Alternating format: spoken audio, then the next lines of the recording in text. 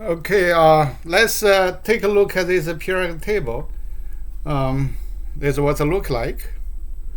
Um, you can see the periodic table made of small square boxes. Okay, each box represent an element. Uh, and in this box, you can see some information.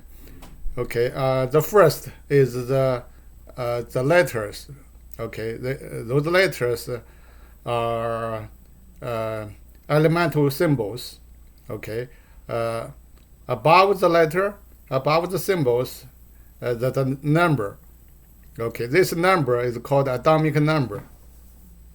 Beneath the symbol is a number, is the mass number. Okay, is atomic mass. And this is the element box. And each box represents one element. Okay. Also, you can see the areas in this table. Basically, they colored three areas. Okay, the one is the larger one is blue. Okay, this blue area is the metals. Okay, all the elements in the blue area are metals. Okay, on the left side and this hydrogen here, this green colored those elements are non-metals. Also, you can see some elements between the blue colored elements and the green colored elements. Those elements are called metalloid. Metalloids have properties. Okay, between metal and non-metals. Okay. So that's why they're located in between the metals and the non-metals. Okay. Okay. The periodic table has the columns. You see these columns. Okay, and the rows. Okay. The columns are called groups, and the rows are called periods. Okay, the columns, okay, especially for the main group, we have two groups. Okay, the columns are groups. We have two groups. One is called A group. A group including two groups on the left side and 8 groups on the right side. And in the middle, we call the B groups. Okay. For the A groups, okay, all the elements in one A group has the same has the same valence electrons.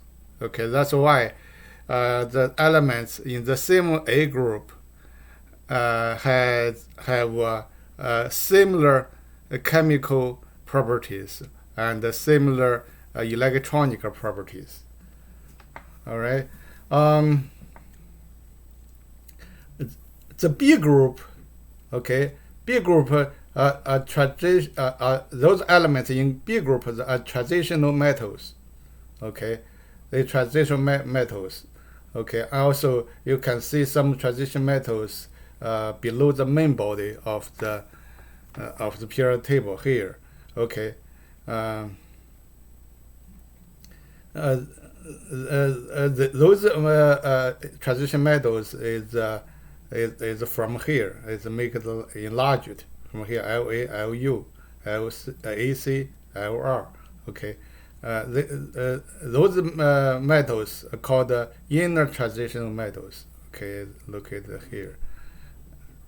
Okay, basically, see, they assigned the same group Remember, okay. 3b.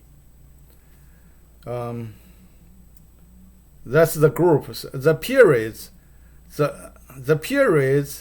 represent the number of periods represent the shell of atomic structure of an element. Okay, uh, uh, the first period has only one shell, and the second period has two shells, and the third period has three shells. Fourth period has four shells. Fifth period has five shells. Sixth period has six shells, and the last one is the seventh period has seven shells. All right. So that's later we can see the trends. Okay. Caused by the number of shells from the top to the bottom, because the shell number increase. Okay, the atomic size increase. All right. This is groups and periods. Okay. Next, we want to take a look at some specific groups. Okay. The first one I want to introduce here is called alkaline metals. Alkaline metals is group 1A, the one group on the left. Okay, most left side. Okay. The next to the alkaline metals on the group 2A is called alkaline earth elements. Okay, those are two important metals, very active metal elements. Okay, after that you can see the halogen group 7A.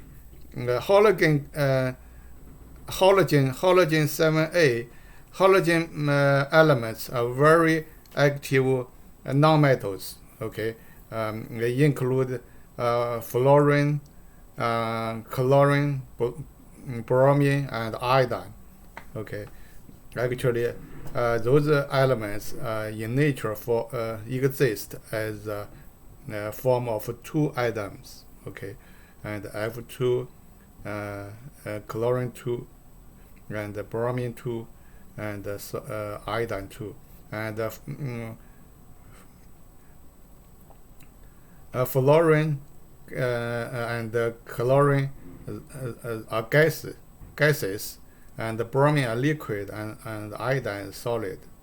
Okay, on the far right side is a group called group 8A.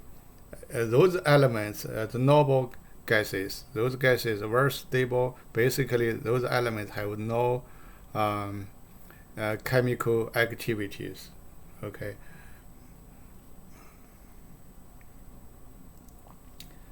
Okay.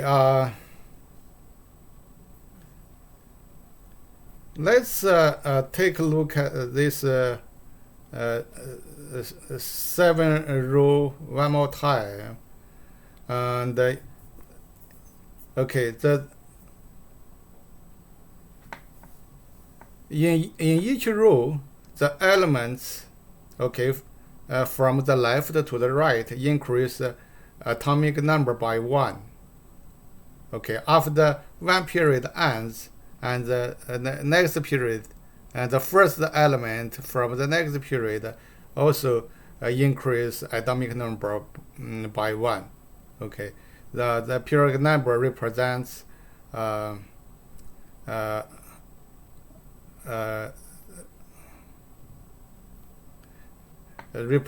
I said, the periodic number represent electron energy levels, the shells in the atomic structure model. Okay. The last part, let's take a look at the trends of the period table. Okay, the first one, let's take a look at atomic number and atomic mass. Okay. We start from the hydrogen, and hydrogen has atomic number 1, and then from the left side to the right side across each period, they increase atomic number by 1. Hydrogen 1, helium 2. Then after this finish, they go to next period. The first one 3, 4, 5, 6, 7, 8, 9, 10, 11. Okay, the atomic number increase in this way. Also, atomic mass. Atomic mass increase along with atomic number. Okay, because atomic number is a proton number. Proton has a mass. Okay.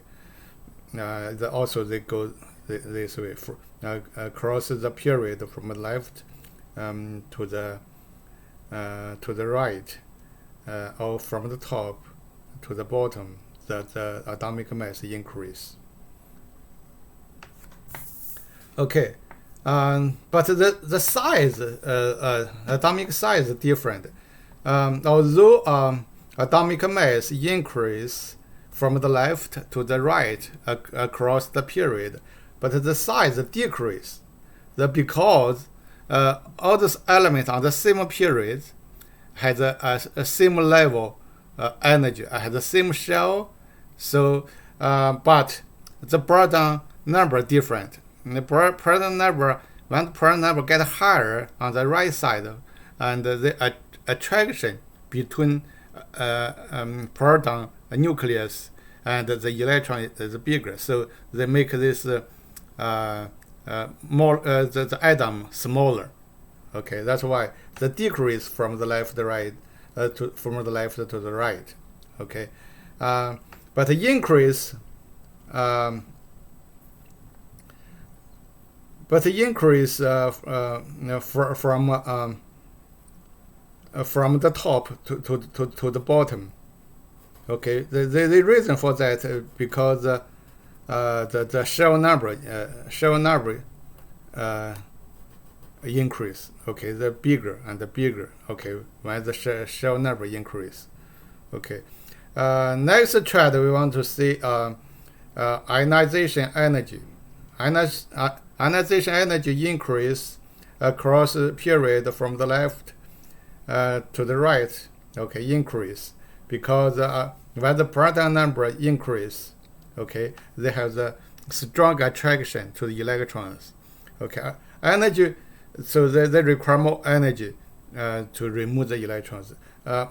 Ionization energy is defined as the energy required for removing valence electrons. Okay, once you have a higher number of protons, okay, the contraction between the nucleus and the electron are bigger, so they need more energy to remove the electrons. Okay, but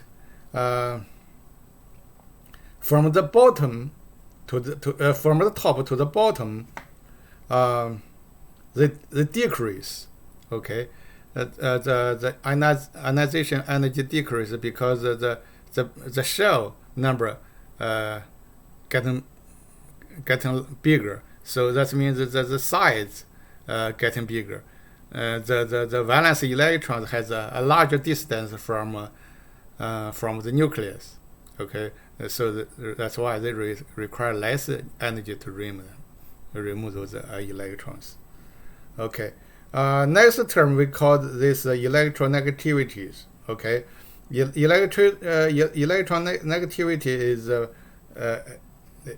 is defined as the atom, one atom, a capability of atom to attract the electrons. Okay, the trend for electronegativity is this: increase from the left to the right across the period, and increase from the bottom to the top. Okay, that's the